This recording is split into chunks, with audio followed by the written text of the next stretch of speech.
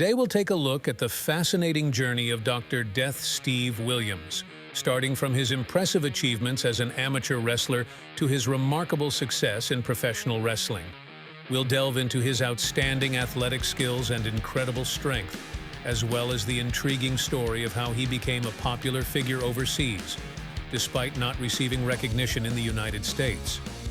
But before that, I want to give a big thanks to everyone who took part in the vote of whom I should do next. Without further ado, let's dive right into it.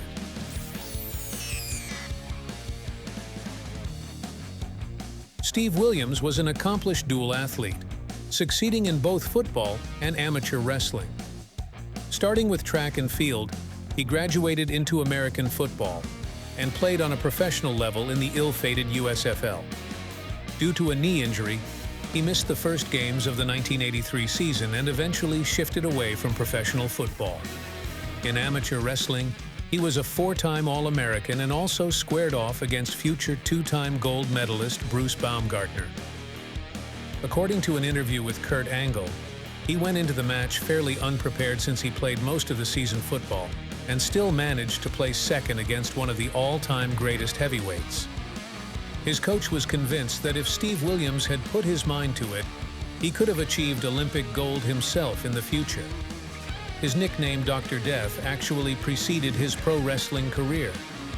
A shattered nose forced him to wear a hockey goalie mask, so his teammates jokingly referred to him as Dr. Death, a nickname he carried with him all throughout his career.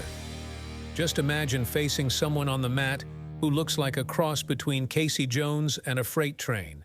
As far as his training goes, I have come across various clips from the early to late 80s. Training at the familiar university compound, we can see him bench pressing over 300 pounds according to the narrator, but I would estimate the actual weight to be between 175 and 264 pounds on the high end. Other staples of his routine were bodybuilding exercises like cable flies and lateral raises, all performed in fairly good form.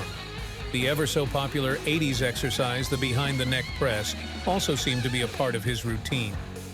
As for the lower body, leg presses and leg extensions were staples, but I wonder if he also squatted on a regular basis, or if he was avoiding them because of his bruised knee, which he suffered in 1983 during football. Those are just a small part of his workout, but especially on a university level, where great strength and conditioning coaches are in place, his routine might have been a lot more similar to that of NFL players, who have a great blend of strength, power, and bodybuilding exercises. The biggest feat of strength was the overhead press, where he pressed his tag team partner Terry Gordy 8 times over his head. And considering Terry was billed at 289 pounds, it wasn't an easy task. While in pro wrestling, the guy at the top helps by pressing himself slightly up, most of the body weight is still in the lower region, which requires a lot of strength and stability. Unfortunately, he never achieved the same level of success in his home country as he did in Japan. However, he did manage to win the prestigious Triple Crown, as well as 8 tag team championships with various legendary partners such as Terry Gordy, Vader, and suplex machine Gary Albright. His big success in America was hindered by his participation in the Brawl for All, which was a chaotic and poorly organized tournament. With proper striking coaching and practice, the outcome of the tournament as well as his participation in K1 might have been different.